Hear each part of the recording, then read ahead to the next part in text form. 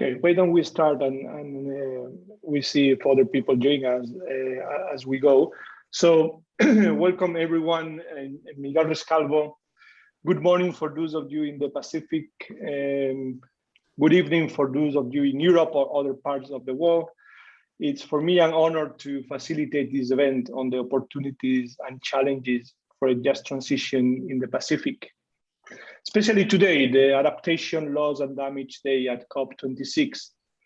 I heard Gonzalo Munoz, the Chilean high-level climate action champion, saying a very interesting statement that as climate change affects mostly vulnerable communities and people, we need to run two races at the same time, rapidly reducing emissions while building resilience for billions of people that are vulnerable to climate change and their communities. Today, we have a great panel of experts from the Asian Development Bank on just transition, climate, gender, Representative Laurel from the International Labour Organization, and countries representatives so far from Tonga, and hopefully others from Fiji and the Marshall Islands can join us during the event. During the next 90 minutes, the panel of experts and country representatives will share insights and exchange perspectives on the challenges and opportunities in considering a just transition in the context of the Pacific countries, what support may be needed to facilitate this transition, and how multilateral institutions can support this process. Before we start, just a few reminders. Please mute your microphones. Also, this event is being recorded, and feel free to ask questions in the chat. We will also have the opportunity to have discussions among all of us and you to ask questions to the panelists at the end of the presentations. With no further ado, I would like to introduce Noelle O'Brien.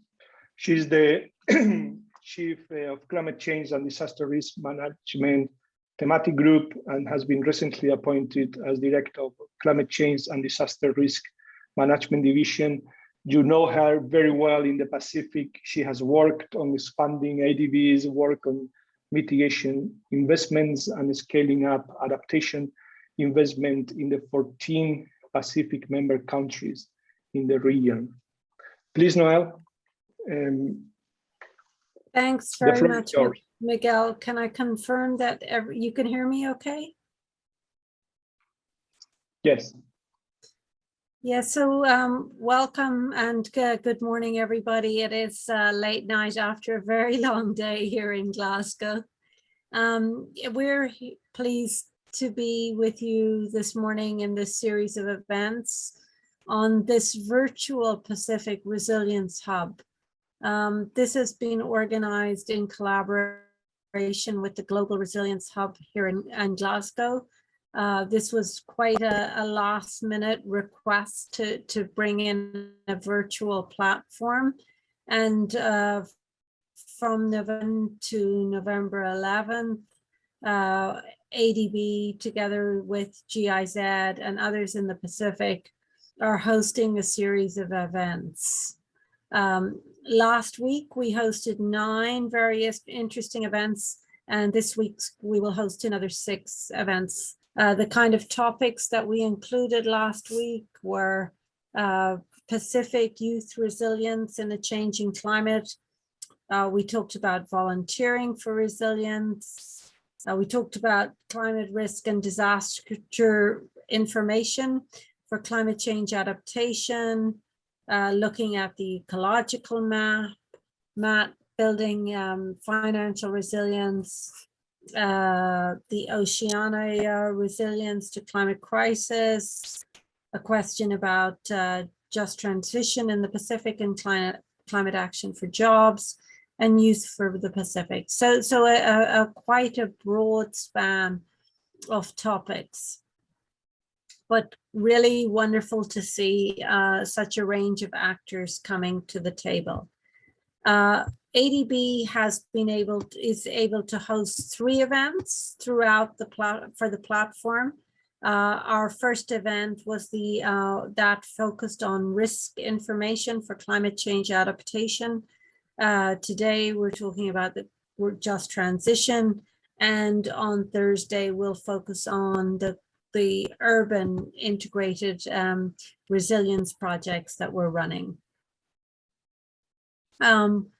We're very grateful to Christine Fung at GIZ and the team at the Global Resilience Hub and all those with Gigabox and the various communications team who've made it possible to host these events.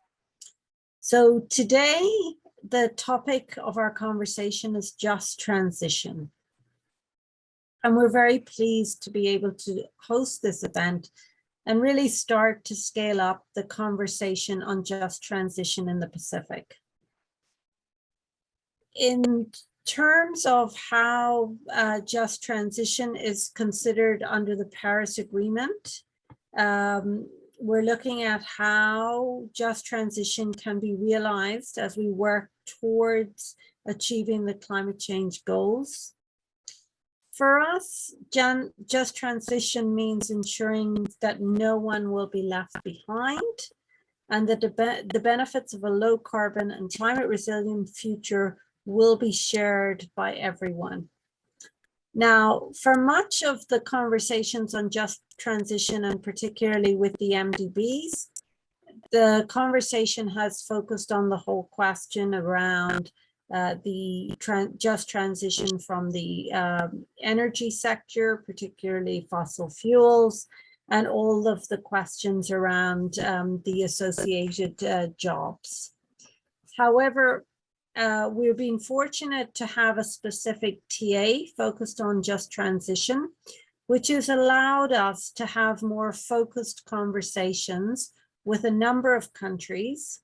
And just in early October, we had a series of conversations with Fiji. So I'm really pleased to be able to hand over to my colleague, Kate Hughes, who has been leading this work. And so that Kate can share more details on our TA and the conversation that's been had to date. And we're really pleased to have others from Tonga, from the Marshall Islands, and others join us so that we can expand the whole thinking on what just transition means in a Pacific context. So I'm going to hand over to Kate and look forward to hearing the discussion through the next 90 minutes. Thank you very much. Thank you, Noel.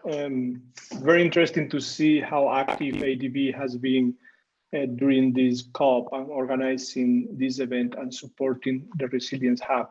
You made two very important remarks. This principle of making sure that no one is left behind and that the benefit of the transition to a low carbon and climate resilient economy are shared by everyone. And very important, how the concept and the focus on just transition is shifting from thinking only on the energy transition to now thinking on also how other sectors and the transition on to lower emission economies in other sectors, but not only that, how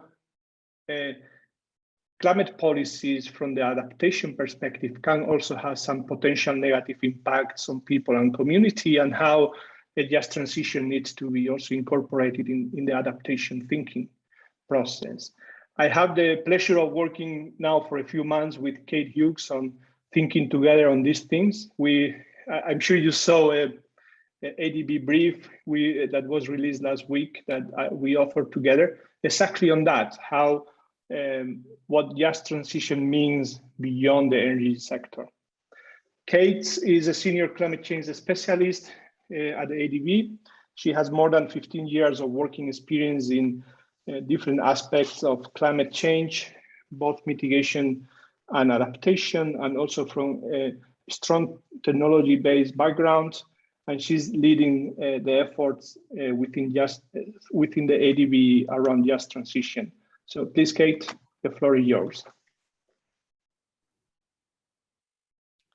Thank you, Miguel, and hello everyone. Good evening from Glasgow and good morning to those in the Pacific and back in Manila. So it's really great to be here and to see this event. And I think just to echo those initial comments that we had from Noel and Miguel, you know, just transition, like a lot of people, the conversations and the attention to just transition is increasing, but we feel that the operational practice around it and also the conversations perhaps outside the energy sector and looking at different perspectives of just transition are not as broad, and we see that as a really important area for ADB to look at as we consider how we will support our developing member countries to address just transition and what it means within the context of the Paris Agreement.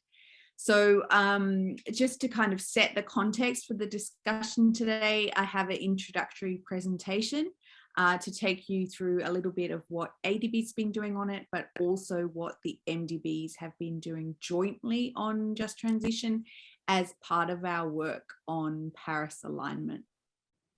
Next slide, please. So I think just to give a little bit of a baseline, like a background on just transition. So really the initial work on climate policy was a lot around either mitigation or adaptation, but there was a recognition that as a result of climate action that there's going to be an impact on people. We've seen transitions in the past out of certain industrial sectors, out of forestry, out of you know, in different areas, and that if the potential impacts on people are not appropriately accounted for or thought through, that those issues can last for a long time.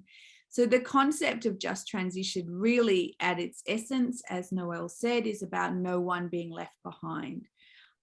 So as we make these very large scale and what's needed to be rapid transitions, that we ensure that we take people with us, and that those benefits, there's a positive aspect of just transition as well, that those benefits as we transition are shared equally by everyone. It's a very multidimensional issue from that respect. So yes, its inclusion in the Paris Agreement means it's getting increasing attention, but if you look at the issues that it incorporates, they're very multidimensional. You know, issues in terms of women and children, gender, indigenous communities, looking at poor and vulnerable, considering impacts on formal and informal workers, decent work, education, poverty eradication. And certainly within ADB, we recognise that it's really multidimensional, and I'm really pleased to have colleagues here from Zoni, from our gender group, who'll talk a bit later. And so we really see it as something that needs to be looked at bank-wide in ADB between all of our experts, and try to work out how the results of climate action will impact all of the areas that we work on. So just in terms of dimensions, I guess you can define those four. So climate, social, economy, participation, and governance.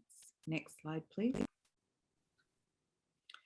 I mentioned that it was included in the Paris Agreement. Following that, there was the Silesia Declaration in 2018. And that's, I think it's over 50 countries signed that declaration. And that was really where it was kind of defined as a geopolitical priority. And built on that inclusion of just transition in the Paris Agreement. So recognizing that, the MDB, the group of MDBs came together to work on Paris alignment. And there's many aspects of what we work on, but one of those is our building block 4 of our Paris alignment framework is on strategy and policy support. And in 2019, the group made a commitment on several actions that they would do jointly as MDBs. And one of those was on supporting a just transition. So since then, the MDBs have been working jointly together on what that actually means. What will we do jointly? What will we do as institutions around just transition? Trying to understand what it means, what type of strategic partnerships we need, and who else is working in the space of just transition. So over the last 12 months, we worked on that quite intensely. And just recently, ahead of COP, we published a set of high-level principles on just transition. And they are to guide MDB support for a just transition and to really sort of set, to make a statement that the MDBs are committed to the issue, and then provide some guideposts in terms of consistency, credibility, and transparency in our efforts, providing that high-level direction on what we want to do. So those high-level principles are out. They're on ADB's website, but we can share them after the event as well. So they're a really great initial step. With all the joint MDB work, we have common intentions, but then how we operationalize that depends on the individual MDBs, their member countries, where they work, and the issues they face. So within the ADB, we were really keen to understand what just transition means for our region in Asia Pacific. And as you all know, we have huge diversity in terms of the member countries that we have and the issues that we face. So that more, I guess, that initial thinking on just transition, which is transitions away from fossil fuels in fossil fuel intensive economies, definitely exists within our region and is a big issue that needs support. But we also recognize that we have a lot of different contexts in our region, and the Pacific Islands and small island developing states is one of the contexts that we wanted to understand what just transition means in that context. And so under the TA that Noel mentioned, that's some specific work that we're doing, is to make sure that we look at just transition in that fossil fuel scenario, but also outside that scenario in other contexts. Just to give a little bit of an idea or a flavor of what that might mean in the Pacific context, but obviously looking for feedback as part of, this session, as part of our ongoing dialogue. We know that in the Pacific, it's the impacts of climate change that are going to be extremely severe. So how does that vulnerability, how does that exposure to climate change, how does that fit into a just transition? How do risks that climate change poses impact on sectors such as agriculture, fisheries, tourism? How will the people that work in those sectors need to transition? How will countries plan for those transitions? What type of support will they get? What kind of financing do they need? How do those issues play into a just transition? And I have colleagues here to talk a little bit more on the gender aspects, but how does gender fit into that? How does that affect women or children, indigenous groups? How do we look at maintaining culture, those types of issues as part of a transition? So I won't go through all of these examples that we have here, but just to make it just to set that this is something that the ADB is really interested in, that we want to consult on countries with countries on, and we want to work with countries to understand those just transition aspects in that Pacific Island context. Next slide, please.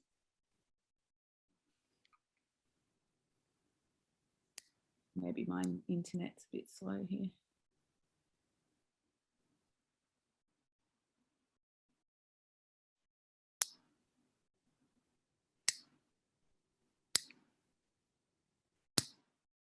Oh, there we go. So I mentioned before that the MDBs had put out these high-level principles. I won't go through all of them, but we tried to take a very broad look at just transition, to think about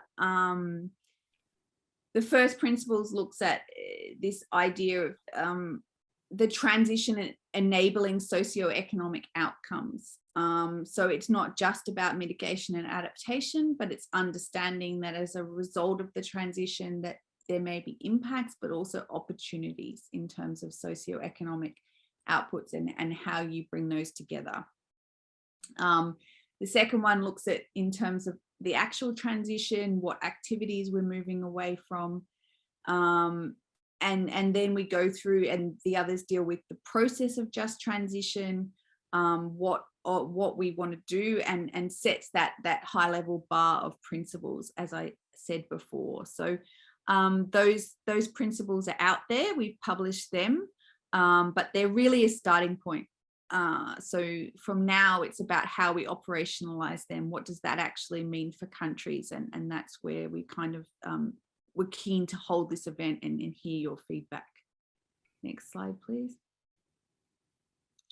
So jointly, the MDBs have a work program for the next year. So we have those sort of two parallel work programs. We have the joint MDB work and then the work that ADB is doing. So what the MDBs jointly want to do next year is to focus on implementation of these principles. So as I said, what does it mean in different priorities, contexts? How do we do that? We're also looking at establishing strategic partnerships. So we have Laurel here from the ILO, but that they're obviously a key body to work with in terms of just transition, but also other actors that are working on just transition and how the MDBs can establish and leverage those strategic partnerships to really kind of accelerate the issue. So we'll be working on that over the next year as part of the Paris alignment work, and hope to give more progress and more feedback in the next 12 months. Next slide, please. In terms of ADB, we've made some progress. It is a new issue, but we do feel that we have made some progress over the last year. We have a working group internally that has representatives from those different sector and thematic groups to really get that multidimensional angle. Our new energy policy, which came out recently, explicitly states that we will support a just transition as part of energy transition. We've mentioned the work on looking at just transition beyond the energy sector, and Miguel mentioned the brief that we published. Then this technical assistance project that we're doing. So we're looking across the region at just transition, and then also doing 5 deep dive case studies. And we were really keen to include a Pacific Island country as one of those 5. So we did include Fiji, and we undertook a week-long series of consultations with different ministries in Fiji a few weeks ago. And then, yeah, exploring partnerships internally in terms of how we can move forward just transition. Towards the beginning of next year, what we hope to do is come out with some more solid recommendations, both from the perspective of what ADB can do to support countries with just transition, and hearing what type of support countries need, and then also how we can start to incorporate just transition into our own operational processes. So they're 2 different perspectives of just transition, but both equally important. Next slide, please.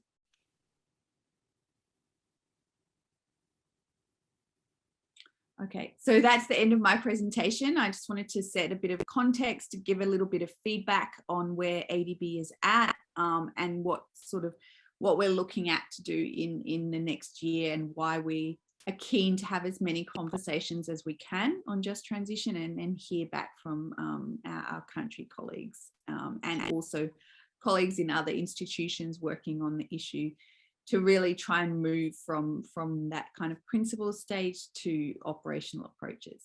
So I'll stop there, Miguel, and pass it back to you. Thank you.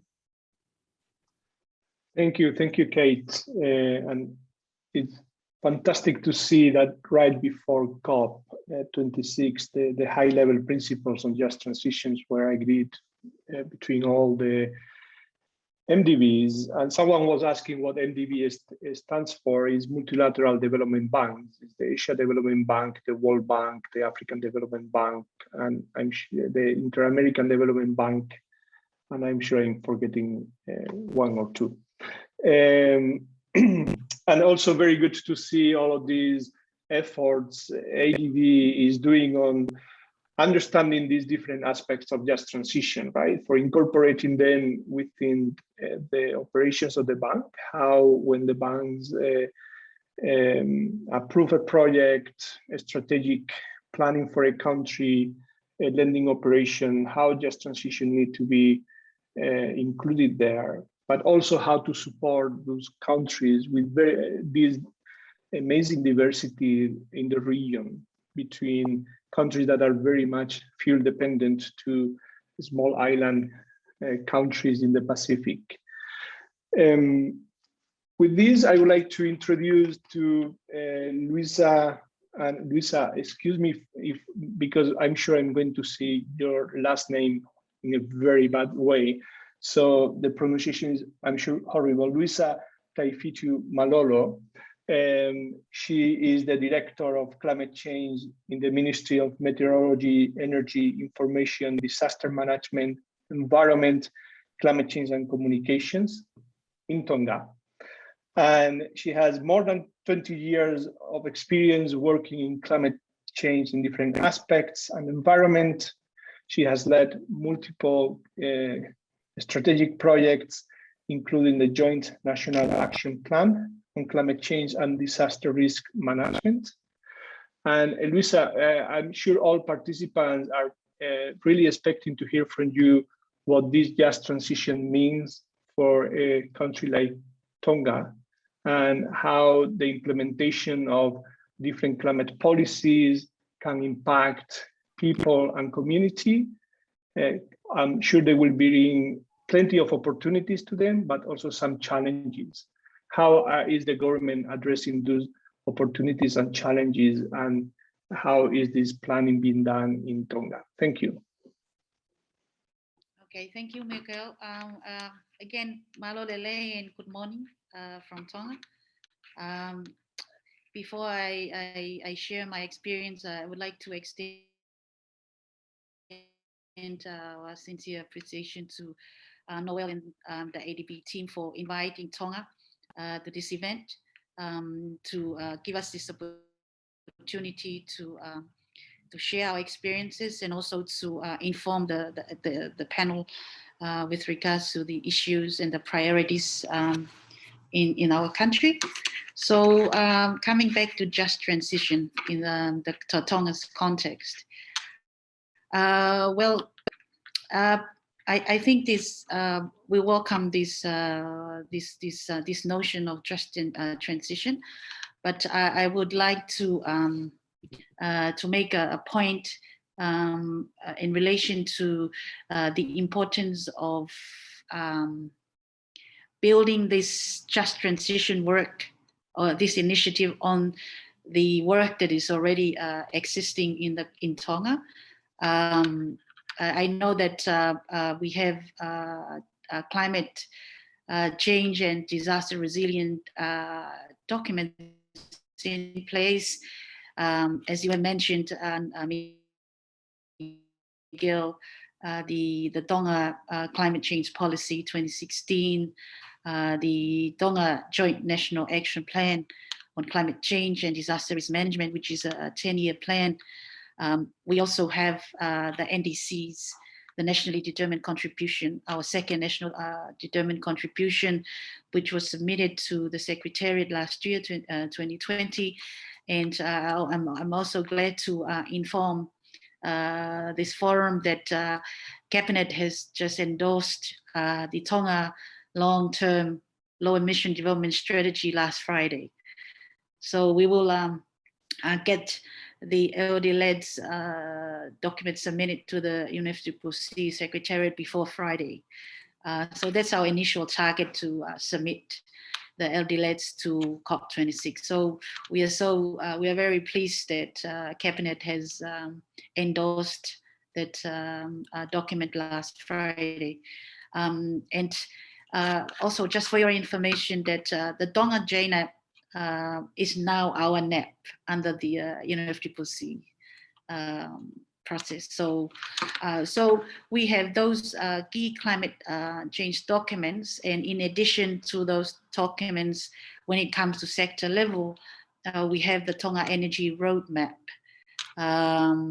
We also have the National Forest Policy. We also have a draft land use policy. So those are the related, the relevant sector plans and policies which align to our national climate change policy. I think one of the other most important matter that I would like to raise to this forum is the importance of building on the existing work, and also the importance of considering this notion of leaving no one behind. I think with our current practice now, with regards to coordination and partnership at the country level, we have established a institutional framework. By that I mean we have established this framework, which was endorsed by Cabinet, whereby Department of Climate Change and MADEC is the coordination entity or the agency for all climate change and disaster resilient work here in Tonga. So it doesn't mean that we take away the mandates of the other sectors and other agencies, but we stand as we have been established as the coordination. We play the coordination role to make sure that everyone is included when it comes to talking about climate change issues, and even up to discuss the discussion of this just transition issue. We have to make sure that every sector, every level is included or is engaged in all our climate change work. So we play the coordination role, and we also have established a technical working group where it is consisted of experts from different government ministries, for example, Ministry of Infrastructure, Ministry of Fisheries, Ministry of Finance, Ministry of Foreign Affairs, and other related ministries, Ministry of Lands. So we have that group as the technical, the local technical experts, where their role is to make sure that all the technical issues from each respective sectors are discussed, and making sure that everyone is on the same page before we submit the recommendations to the higher policy level.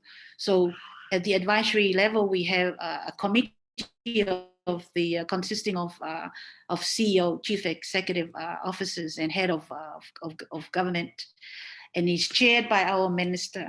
And we also have a committee at ministers level and up to parliament.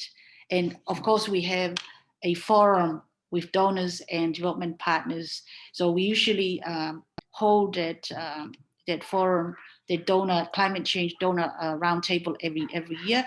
So this year we have agreed with Ministry of Finance to have just one donor coordination meeting. So Ministry of Finance and MADEC, we attend. We have a joint donor coordination meeting whereby we discussed our climate and resilient issues in one forum.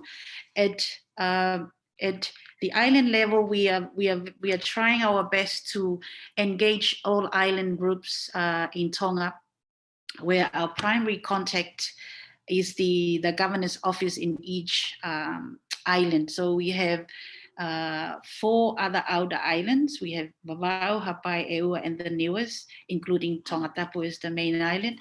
We are working very closely with the local government division within the Prime Minister's office, because they are the one who's mandated to work directly with the island committees, where it is chaired by the governors and government representative of each island. And down to the community level, we are trying to, we are still revising the community development plans to integrate climate and disaster resilience into those community plans. And not only that, but also we have established a forum with non-government organizations and private sectors. So in that forum, we also have representatives from women's group, youth groups, disabled groups, people with disability. They're also they're also members of that forum. And this year we have managed to reach out to the faith-based organizations, because in Tonga's context, the judges and the faith-based organization, they are very powerful target group. So from our previous experiences with our climate change program and projects, we have come to realize that it's a powerful group. So so this year we have engaged the faith-based organizations in all our programs and our activities. So I just mentioned that just to highlight that in our current work, we've learned from our past experience, and that's what we are currently doing now, is just making sure that we include and we reach out to all levels, from community up to the highest level in Tonga, to make sure that everyone is included when it comes to discussion of climate and disaster issues. So that's about the institutional setup. But I think Miguel and the panel, I think that's one of our good lessons learned from since the last 10 to 15 years with all our climate change work that we have done here in Kingdom. That's one of the strengths of our work, is the setting up of this institutional arrangement. With regards to funding, I know Noel and ADB team that you are well aware of our Tonga Climate Change Trust Fund. We have, when we discussed this notion of establishing a sustainable financing mechanism for Tonga in the first phase of JNEP 1, that's from 2010 to 2015, we have done a lot of consultations, and it was obvious from that consultations that the stakeholders, they agreed to pilot this establishment of this climate change trust fund as a sustainable financing mechanism for Tonga. So with the assistance of ADB and Climate Investment Fund, with that climate resilience sector project, a 20 million project, 5 million of that 20 million project was allocated to establish this, was used as seed funding to establish this trust fund. So this fund, it was established as a fast way, also a fast way of Tonga accessing fund. There's one of our challenges is, once we develop a project concept note or proposal and submit it to GCF or other donors, it takes ages. And it is quite a lengthy process to get our proposal considered and approved.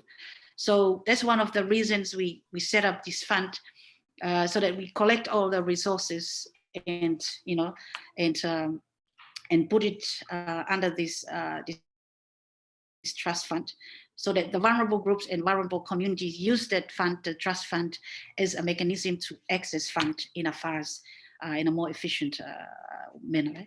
So I would like to see this just transition initiative of a possibility to, to contribute to this trust fund. And I just also want to inform the panel that we have submitted our Tonga Climate Change Fund Act legislation, which was approved by Parliament in August of this year. So it was a very good news that I received an email from our Attorney General office yesterday that His Majesty has already granted his ascension to the act. So now it's an act. So that can be a legal instrument for us, for Tonga to use it when we, this kind of dialogue and discussion with ADB, with World Bank, EU, GCF, we can use that, perhaps a way to convince donors that we already have this legal instrument in place. So I think having those financing mechanisms in place, we believe that it can, reach out, the fund will reach out to the most vulnerable groups in the country, and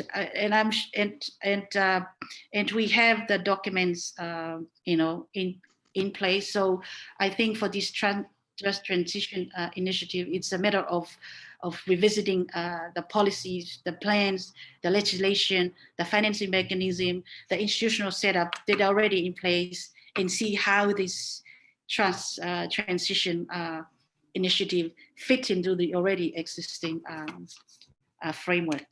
I think I just end there for now, unless there are further questions from the panel. I have a lot to say, but I think I just thank you, Mikhail.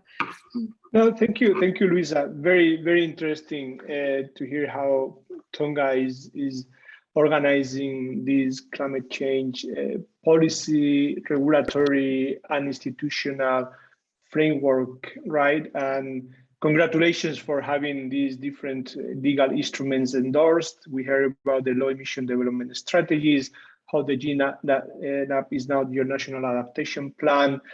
Very important remarks on building on existing work, right? No need to reinvent the wheel here, making sure that no one is left behind. Your description on the coordination role you play, and also the importance of having one voice to negotiate with donor countries, and the very good example you provided on the need to involve all stakeholders. There are two things, very important, critical things here. One is that all relevant stakeholders need to be involved. Not only that, with the right techniques, with the right methods and methodologies to involve them, because not all the stakeholders can be engaged in the same way, right? And also that the society is also consulted and is able to embrace the changes needed for this transition, right? So thank you very much, Luisa. I would like now to pass it to Sonibel Goods to give us a perspective on the importance on gender and gender equality and the link between gender equality and just transition. So we heard from Luisa all of these climate policies that they have enacted in Tonga, and how the next step is the integration of different just transition aspects in those policies. Gender definitely is a must-have. So Sonibel, in your experience, what are the aspects that needs to be taken into account for this transition in countries in the Pacific? So Sonibel, she has over 30 years of experience in addressing the barriers to gender equality and create opportunities for women and girls. Before being in the Asian Development Bank, she worked for civil society organizations such as the International Women's Health Coalition. So she has had plenty of opportunities and many years of experience to learn and think how to get this right when we think about gender equality and just transition. Please, Sonibel, the floor is yours. Thank you. Thanks, Miguel. I realized that maybe I should stop saying that I have that many years of experience, because it does make me sound like I've been around a little bit too long. But let's just say that I started really early, working on gender equality and environmental justice related issues. Yeah, so I think what's important to remember, as others have mentioned, is that the just transition approach really needs to ensure that the affected people are considered by those making the decisions. And we've heard from Luisa just now about how they are involving in their climate-related decision-making processes. They're involving women, youth, and other sectors. And particularly given the limited participation of women in decision-making, the just transition needs to provide equitable opportunities for women to participate in decision-making. We've seen in other transitions in the past, looking at automation, to the decline of or relocation of entire industries around the world, we see that they present job losses and economic hardships, but they have actually disproportionately affected women. And we also have seen that at the moment, when the world is moving towards a just transition, the COVID-19 pandemic has really disproportionately affected women when it comes to job losses. And on the other hand, it also has relied on women's unpaid care work to provide the social services and safety nets that are needed as the world is dealing with the impact of the COVID pandemic. So, low carbon energy transitions are already happening. So we need to look at how early action can identify and minimize the potential negative effects on communities and particularly on women. So we're really happy to see that the MDB principles do include gender equality. And really, from an institutional perspective, I just want to really note my appreciation for our climate change colleagues at ADB, and Kate in particular, because from very early on, she has driving our internal discussions at ADB using really a multi-sectoral approach. And this is really what is needed. So you asked why is just transition relevant for women? These debates around gender and just transition are really very new.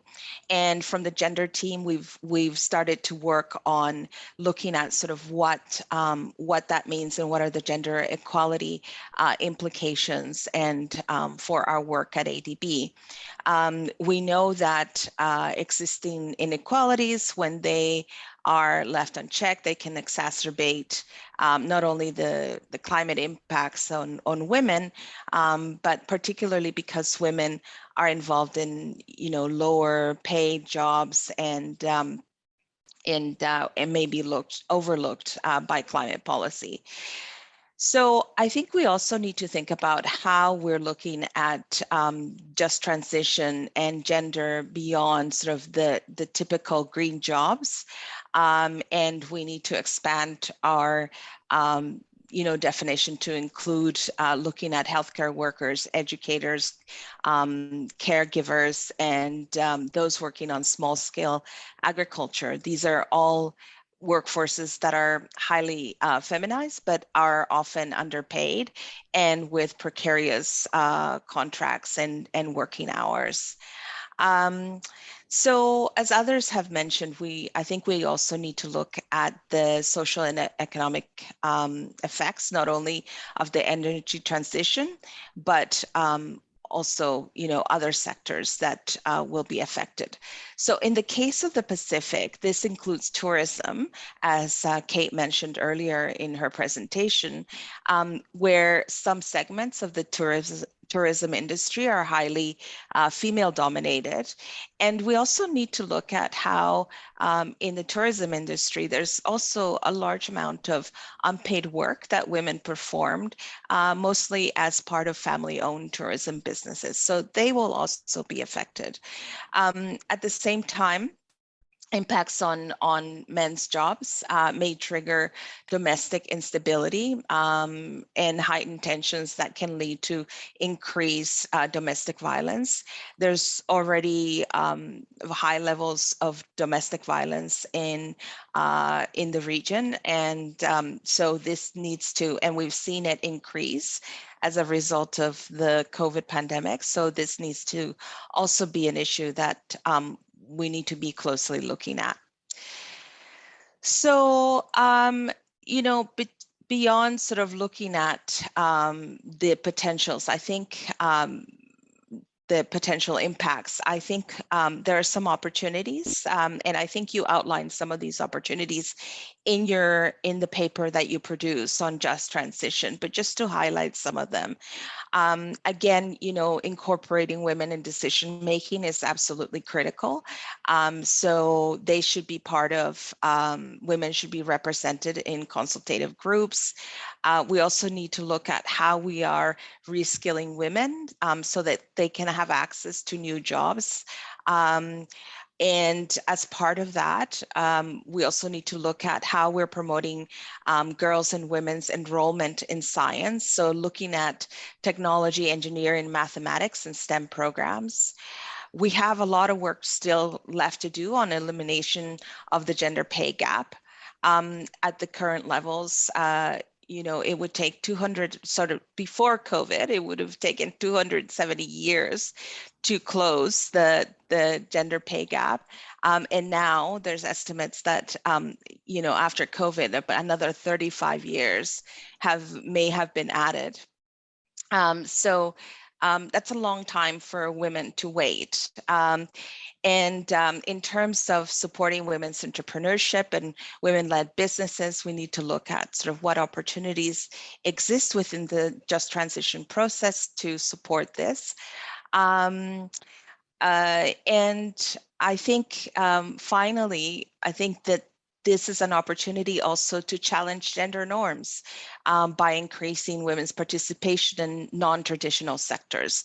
So some of the sectors that we're talking about employ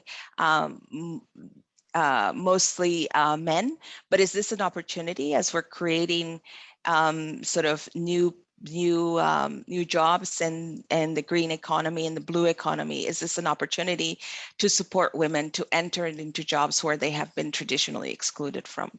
So I'll stop there. Very good. Thank you very much. A very good overview of the potential impacts and opportunities that we have to include and to give a different role and to women as part of this transition.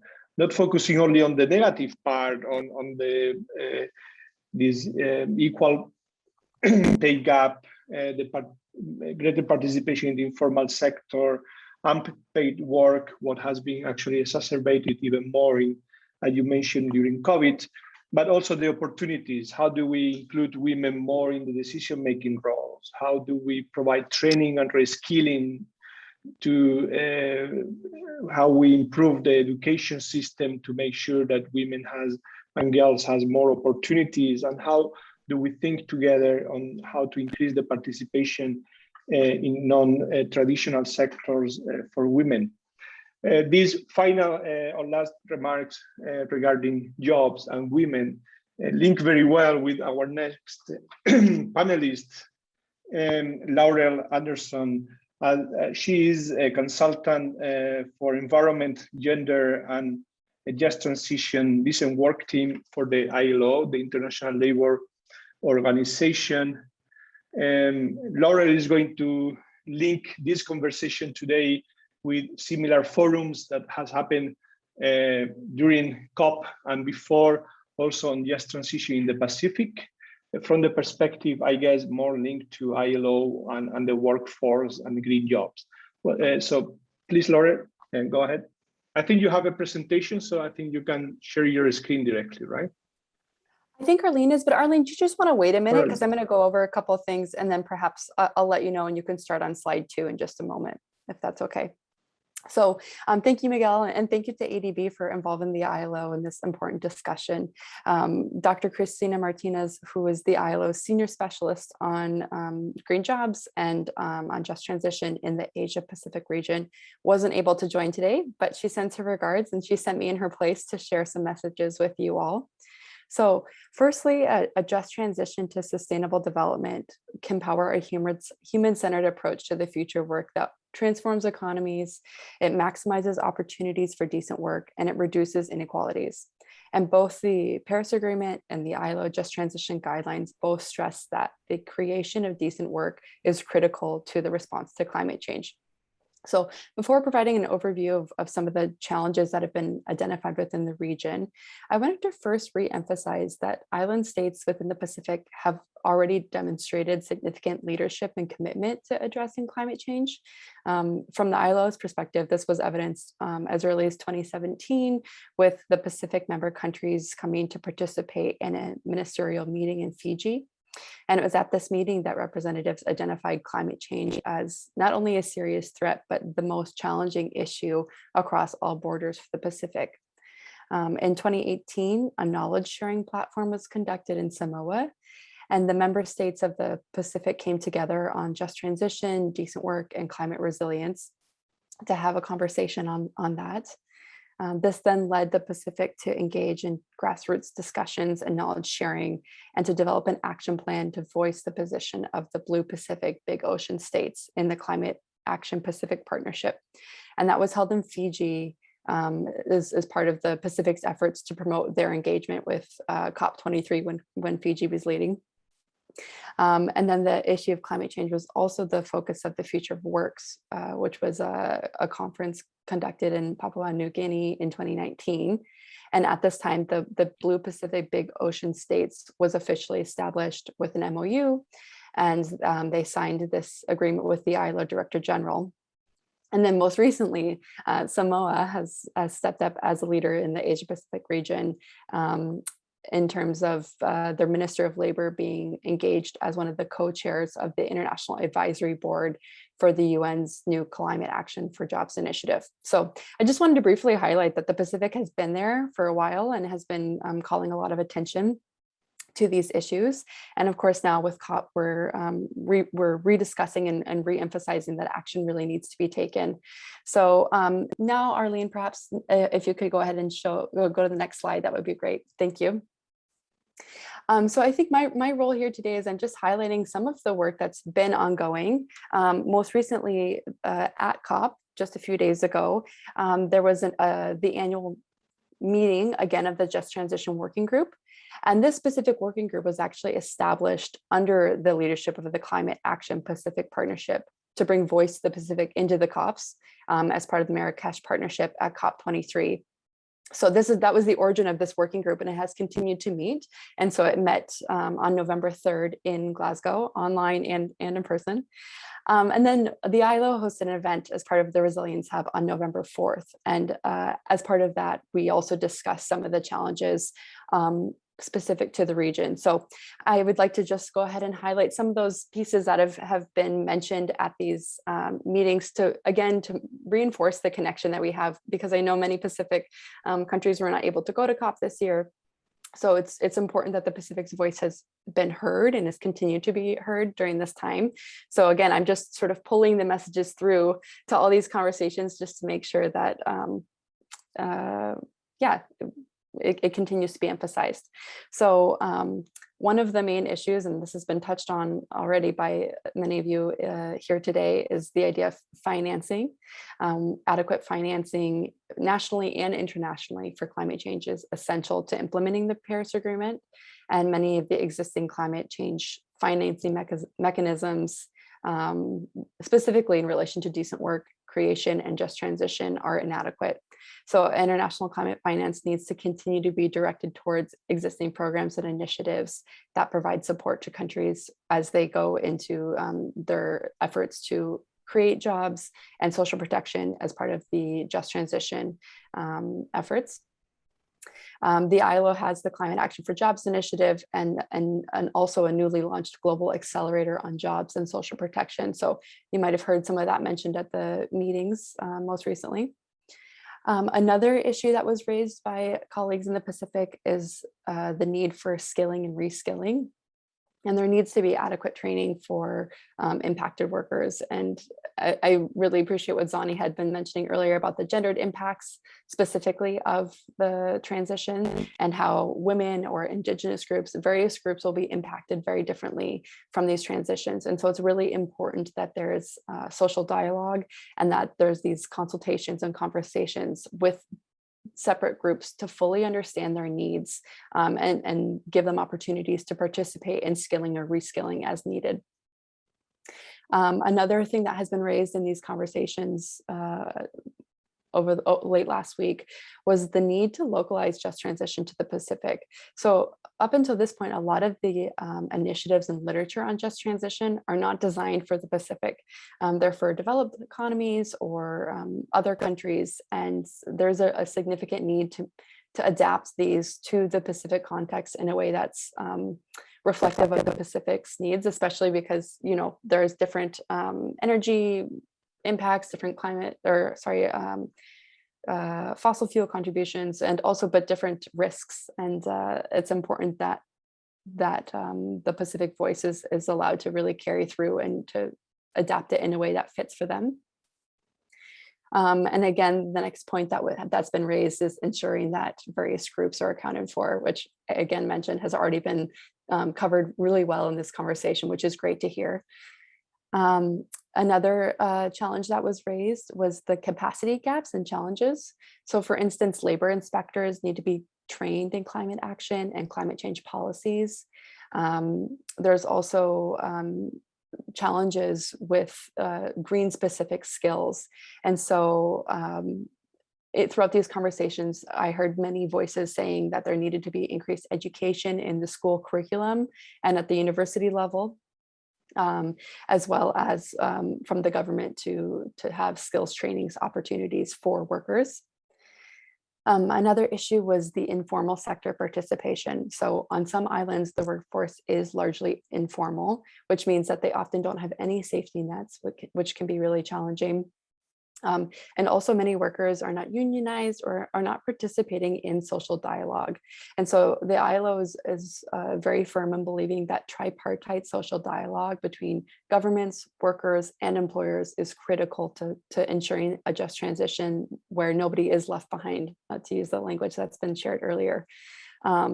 So yeah, I think it's very important that in countries where the informal sector is a huge amount of the workforce, that there's specific efforts to ensure that their voices are included. Another challenge is policy planning. So the implementation and coordination has to have an integration of green jobs into the employment sector and a recognition of green jobs as the target of job creation, specifically with consideration of youth. So that was another area. And then finally, one of the key challenges that's been raised in these conversations over the last week has been that of multi-stakeholder partnerships and ensuring that they're strengthened and that there's gender responsive social dialogue that allows people to participate equally in these conversations around climate action. So not only in the design, but also in the implementation and monitoring of climate change policies, including the NDCs. So that's it for me. That's just a brief overview of sharing some of these highlights. Thank you for giving the chance to speak, and back over to you, Miguel. Thank you, Laura, and very interesting to see what discuss, and that's the conclusions resonates very well with what we are discussing now. I'm going to open the floor for questions from the audience now, but let me ask you a question first, Lauren. This list of points you had in this slide, how do you think that would have been different if those dialogue were not focused on the Pacific, but in any other region of the world? Is there anything specific when it comes to just transition and impacts and the transformation needed and job creation between the Pacific and other regions, even in Asia, or think of Latin America, for example. Sure. I think localizing the conversation is important because even within the Pacific, there's a lot of diversity among various island states. But I think there's no one single fit for just transition in general. I mean, there are different needs, there are different sectors, there's different forms of employment in various countries. And so I think localizing the conversation enables the voices of those who are being impacted or who will be impacted, not only by climate change, but then also by just transition, to provide their specific input. So yeah, I mean, I think every country has different needs, and within various regions, I mean, you know, what you see in mainland Asia, so to speak, is different than the Pacific. And I think the Pacific, it's important that their voices are really represented in this conversation. Yeah, thank you. So Arlene just posted something in the chat that I think is remembering everyone that you can post your questions in the chat. You can also raise your hand. The time we have left is for Q&A, so feel free to participate, ask questions to any of the panelists. So please go ahead if you have any question. If not, I'm interested to know a little bit more, for example, Luisa, as one of the countries that is here today. We've discussed the particularities of the Pacific Islands, and also, as Laura said, now it's important to recognize that the challenges for each country are different. But as many Pacific Islands nations face similar risks when it comes to dealing with climate change, are you aware, or are there any collaborative efforts among you and the countries to build resilience, for example, related to technology transfer, education, finance? Is there any example you can provide us on how you in the Pacific, and specifically Pacific Islands, are collaborating in these issues? Thank you. Okay, thank you, Miguel. Well, at the regional level, the Pacific Island countries, I think we have established and developed this the regional framework for climate and disaster resilient. It's a regional document where climate change and disaster risk issues have been merged. Yeah? So I think it's a good lessons learned from, you know, Tonga's JNEP and the other Pacific Island JNEP, merging the two initiatives. And then at the regional level, we have that regional framework. Yeah? And then our national, like our JNEP, so the Pacific Island countries that have their JNEP, or they call it NEP, we closely aligned our national climate and disaster resilient plan to this regional framework, and to start with. Even though we have experienced similar consequences, impacts of climate change, like we have similar geographical nature in terms of most of our islands are very low-lying, islands. So the Pacific, we have faced the similar impacts of coastal erosion and inundation due to sea level rise, because of the low-lying nature of our coastal areas.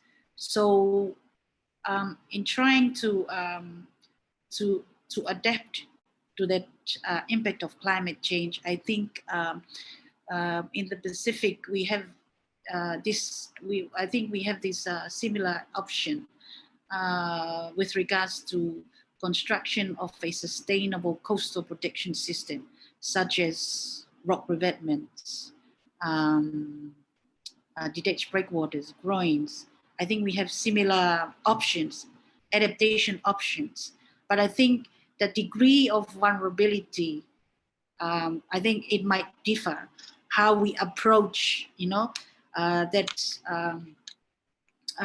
adaptation option. I think the way we adapt to that adaptation option in Tonga, I think that might be different from how Samoa and how Kiribati, how the other Melanesian countries, how they cope with that impact. So the degree and ways of adapting to that impacts, I think it might differ from country to country. So I think I would also like to mention this important point of including culture, the cultural aspects in terms of this just transition initiative. Because, for example, the way we conduct consultation to alleviate this adaptation problem in Tonga might be different from Samoa's context, might be different from Solomon Island context. For example, when it comes to land issue, right? Tonga's land tenure system is very, very unique and is very, very different from the other Pacific Island countries. So that's why I mentioned this very important point, trying to cope with the impacts. It has different, aspects, culture, perhaps traditional knowledge is also an important aspect to also consider. So it varies from country to country. So the problem is it's similar, coastal erosion, but ways of adapting. I think it depends on on how each country, the way how they adapt. So it's also an important issues to consider in this just transition work in the Pacific. When it comes to financing, I think what I know about so far in the Pacific, with regards to our NDCs, there's a regional NDC hub, which is based in Fiji. The regional hub office, the secretariat, is housed in Fiji, where all the countries in the Pacific, we use that as one of the funding opportunity or one of the avenue whereby the countries in the Pacific can tap into. And like what I said, with Tonga's perspective, we also have established this National Climate Change Fund at the country level.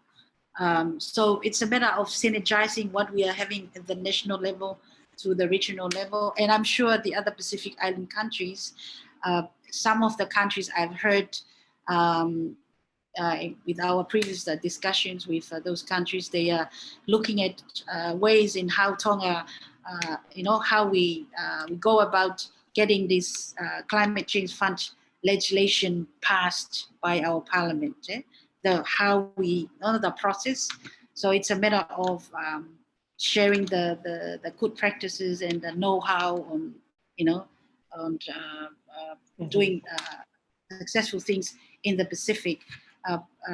I think with regards to technology transfer and development, with regards to mitigation aside, I know that that we have this Pacific, the Pacific Renewable Energy and Efficiency program within SPC, where the Pacific Island countries, they work closely with that institution in trying to, to assess potential and viable renewable energy and efficiency technologies for the Pacific Island countries. And I think with regards to education, I think most of the countries in the Pacific, they are also moving at integrating climate change and disaster risk resilient issues into the school curriculum, right from the primary, preschool, primary, secondary, up to tertiary institution. And of course, gender mainstreaming, I think it's also an area that I think in the Pacific we are, we are also working very closely with each other, sharing our experiences on how these issues are addressed at the regional level. And I think with this notion of South-to-South cooperation, it's something that we need to promote and enhance in this just transition, meaning, perhaps Tonga will have to learn from how Marshall Islands, how they do things successfully. We learn from each other in terms of transferring skills and experiences throughout the Pacific. And I think just for now, those are the key issues that I would like to discuss, Miguel. But I'm happy to answer further questions from you and the panel. Thank you. Thank you, Luisa, for giving this overview of different cooperation opportunities between countries, but at the same time, the particularities of each of them and how the response needs to be unique, right? The specific examples on this regional financing hub in Fiji, or this cooperation around technology transfer. We have a question from the audience, specifically Sabrina Guzman is asking, is there any capacity building and financing support for green entrepreneurship incubators and accelerators in the Pacific, particularly for women? So do we have anyone in the panel who wants to respond to this question? Do you know of any specific program for women entrepreneurship in the Pacific that we can propose to Sabrina? So I think, Sonibel, go ahead. Yeah. I mean, generally on women's entrepreneurship, there are a number of programs throughout the Pacific, and I'm not sure, though, to what extent they are focusing on green entrepreneurship incubators.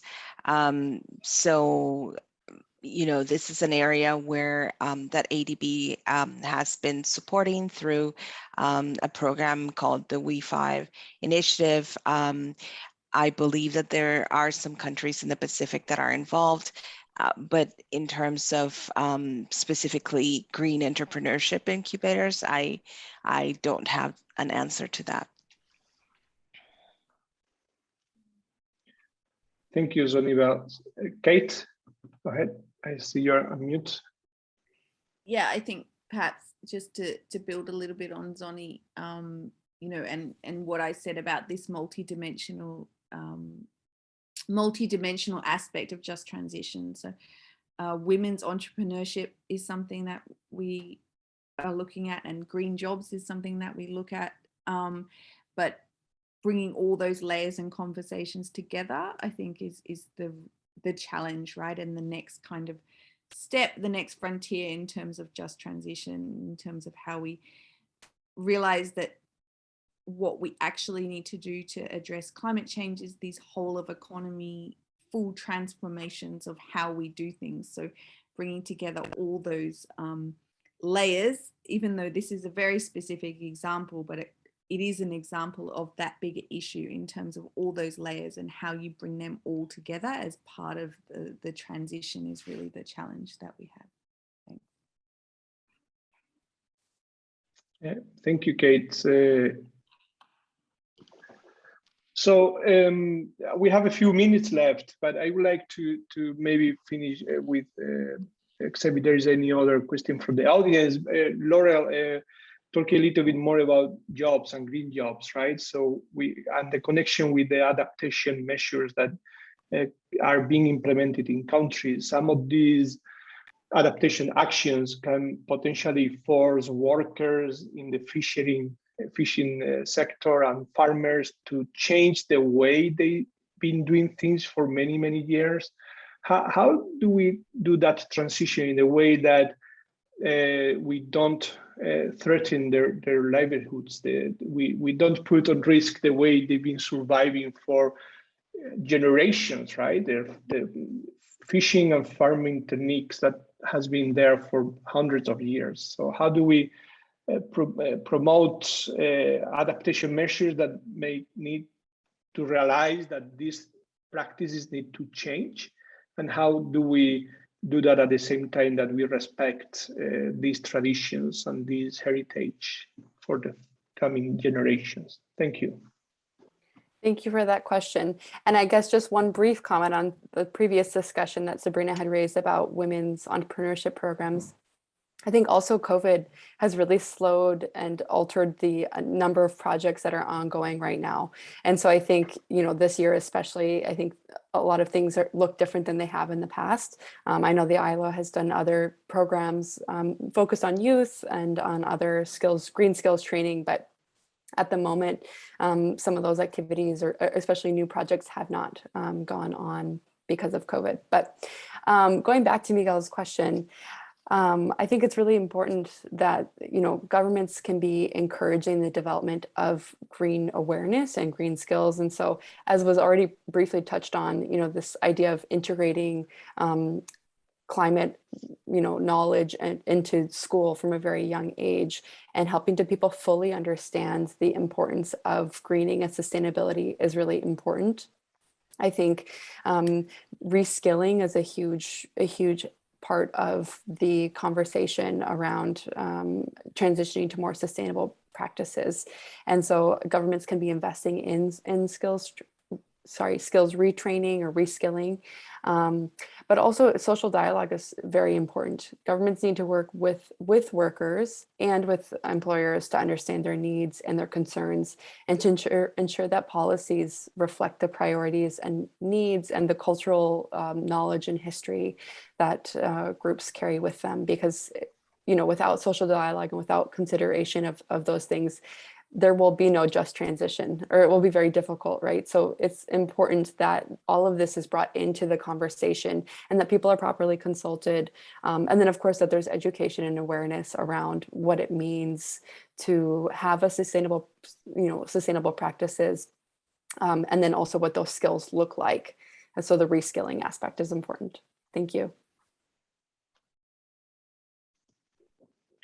Thank you. Definitely critical for society to understand the need for a transition, right? It can be hard for people that has been doing the same for generations, in this fishing in the same way, farming in the same way, to realize that with no evident threat, because sometimes we are talking about climate impacts that may be coming over time, right, over the years, that they are forced to change the way they've been doing things, or even moving inland or changing their practices, right? So it's important, this social consultation, social dialogue, to make sure that they embrace the need for that change.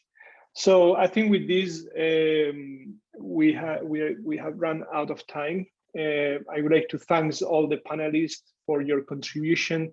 Very interesting to think on the specific needs of the Pacific and the islands on this just transition. And I should say that for the time I've been working on these aspects, thinking on how just transition is not only about mitigation and not only about the energy sector, but is also about adaptation, right? And how do we do that? What brings the concept of just transition adaptation planning, right? That's something we are even still exploring.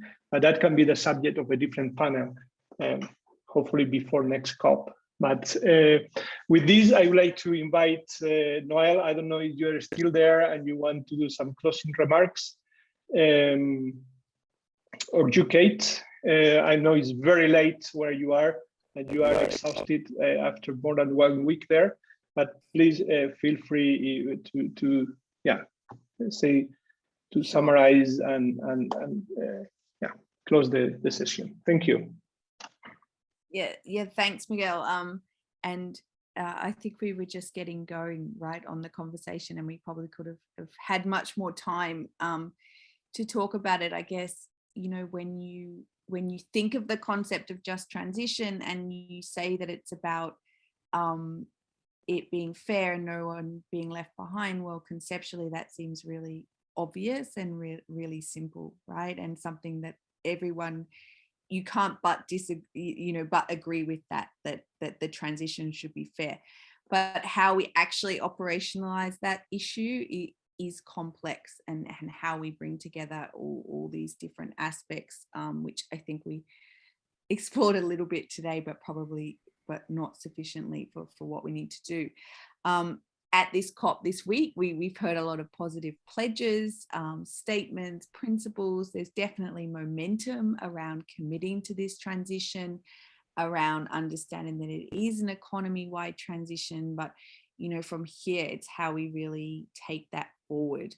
And I think from the just transition aspect, it's much more than just direct compensation for lost jobs, right? It's much more systemic, how we kind of look at overall at those impacts and how we are going to plan for them and put the appropriate support in place. So this is an area that ADB really recognizes is key to the transition, you know, and part of that enabling and license for us to take the necessary climate action that we need.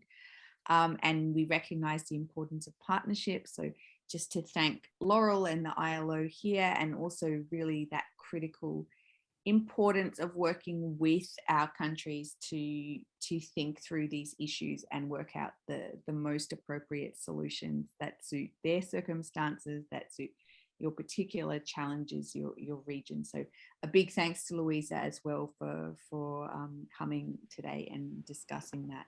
So and thank you to the audience. And then just lastly, thank you to Miguel for moderating. And yeah, I wish everyone a good day or evening if you're in Glasgow. And yeah, hope to continue the conversation. Thanks. Thank you, everyone. Thank you. Bye.